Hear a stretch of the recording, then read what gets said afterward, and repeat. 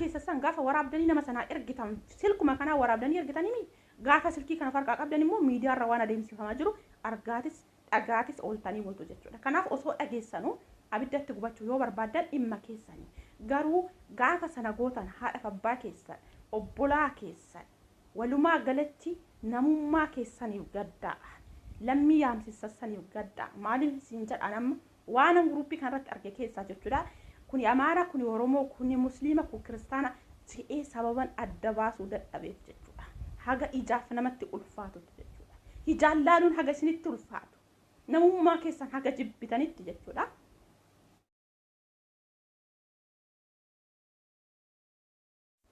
Ashama harka fuudhee akkam jirtan hordoftoota chaanala kooti kan taatan marti keessanuu nagaa rabbii lafaaf iddoo jirtanitti isiniif haa baay'atu akkam turtan akkabsaa kana keessan. An obboleettiin keessan nagaa guuturraafaa qaba nageenya nafkee ture isin birallee haa jiraatu isiniin jecha namoonni chaanala kanaaf haraa taatan subscribe like gochuudhaan maatii keenyatti dabalama kan maatii koo turtan immoo hanga yoonaa yaadawwan garaagaraatiin na deeggaraa turtan galatoomaa galata guddaa na bira qabdu isiniin jechuu jaaladha deebi'ee dhufee jira. Akkuma jalqaba irratti argitan kana jechuudha mata dureen ani har'a qabadhee dhufe jechuudha.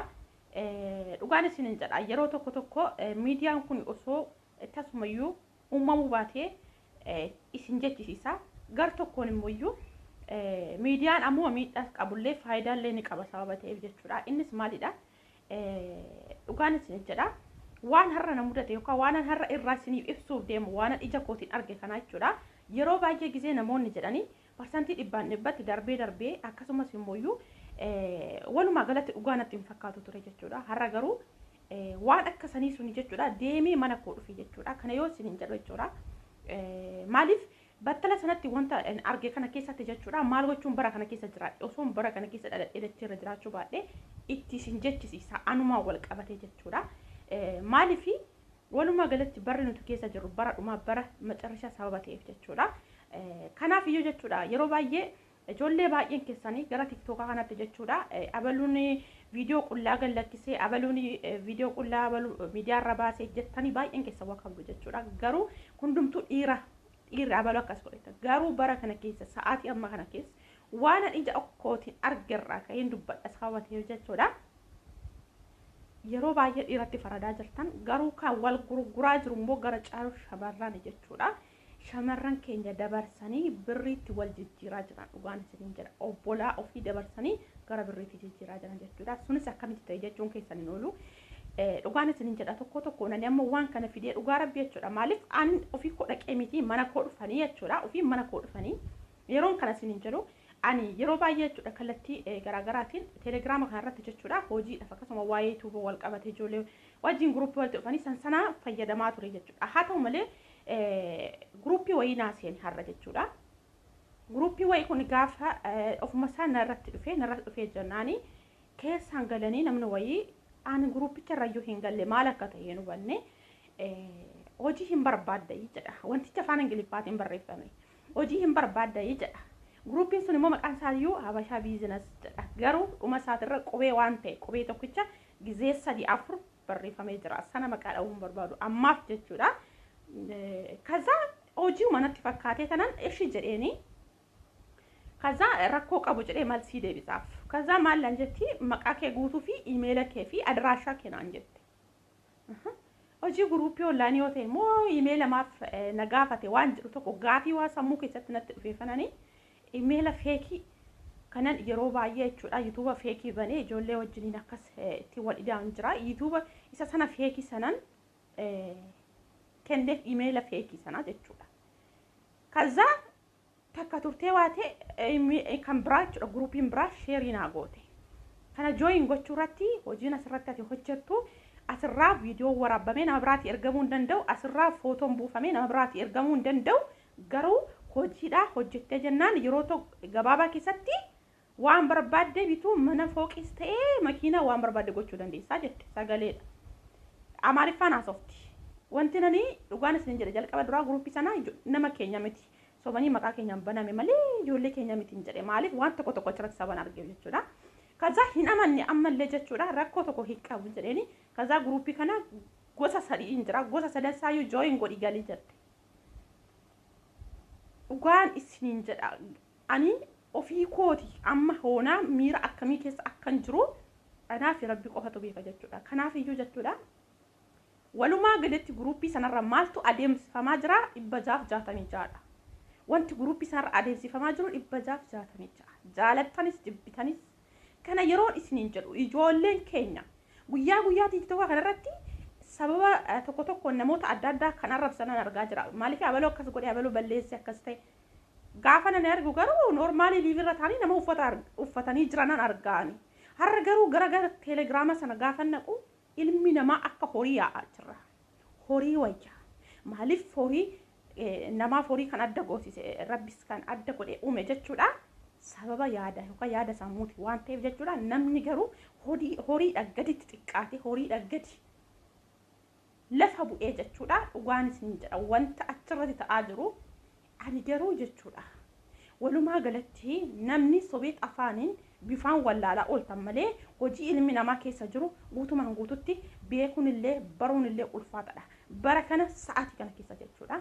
Kanaaf ijoollee baay'ee tokko keessanii TikTok irratti warri mana banattanii jechuudha liivii namoota baay'ee arrabsaa turtan namoota baay'ee achirra garuu suuraa keessa yoo xiqqaate gara nama ofii kooti beeku qofa gara suuraa 21 buusee jira. Dhugaan isin jedha.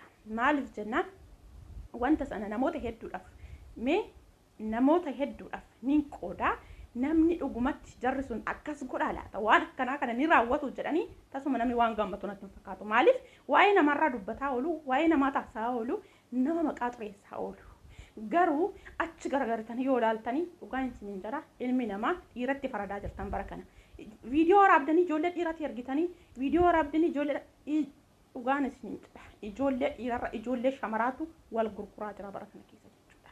Dhugaa ani hin beeku garuu maal keessa bara akkamii keessa akka jiru sana waaqayyo qofatu beeka waan ta'eef kanaaf obboloota koo dhugaan isiniin jedha of eeggannoo cimaa godha namni haga yoonatti haga sa'aatii kanaatti haga guyyaa kanaatitti waaqa waliin of eegaa jirtan of eegdanii sa'aatii fi guyyaa kana geessan ammallee jabeessaa of eegaa.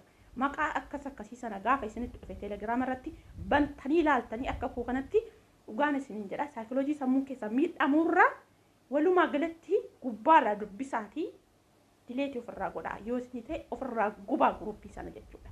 Maaliif jennaan gosa baay'ee jira garuu dhumni isaa maqaa qubee tokkicha gizee sadii jijjiirameeti dhumni isaa jechuudha. Hundumtuyyuu biizinasa jedha habashaa biizinas jedha lakkaawwamee hin dhumuu isin jedhabe tokko lama jettanii lakkooftanii hin fixxinu.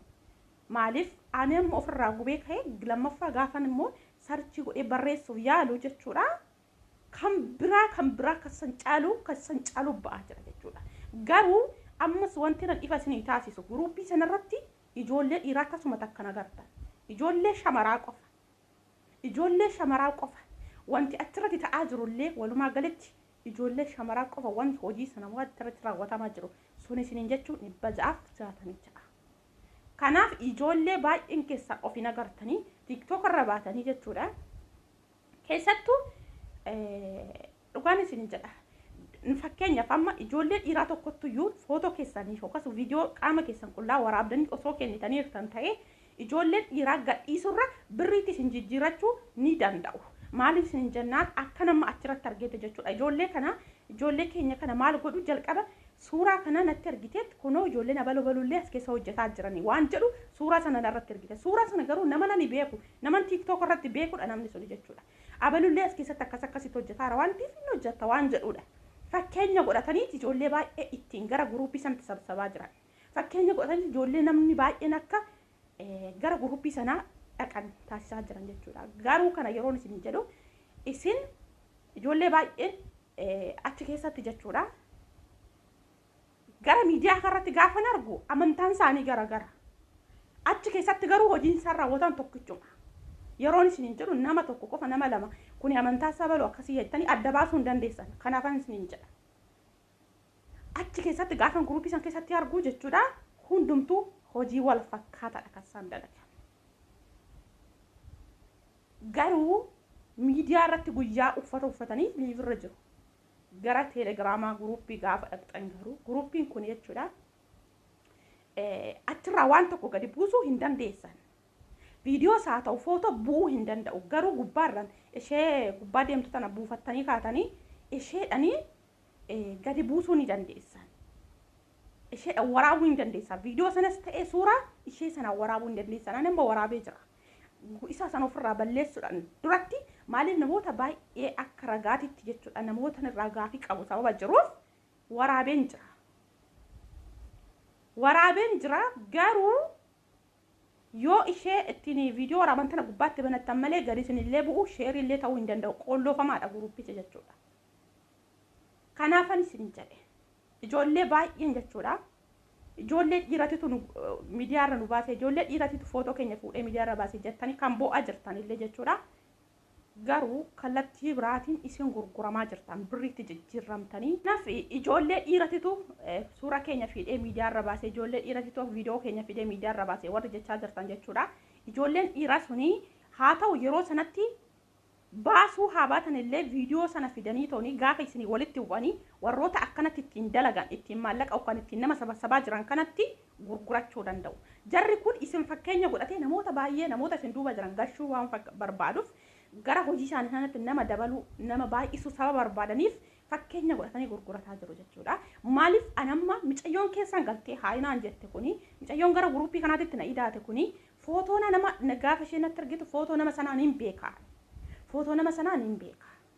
Kanaaf ani wantichuma hubachuu sababan barbaadeef gar tokko rifadhee jira isin sobu qaama koo muluu isaan na ollataa ture sa'aatii sanatti jechuudha. Maaliif waan argaa dhageetitti argee hin beeknedha. Maaliif dhaladhee amma sa'aatii kana ga'utti waan akkasiillee naaggaxxamee hin beeku. Ijumaanis ta'ee gurraan garuu yeroo baay'ee jechuudha hamma ta'e tokko dhagaa dhugaa natti hin fakkaatu wanta akkas akkasiisun jechuudha.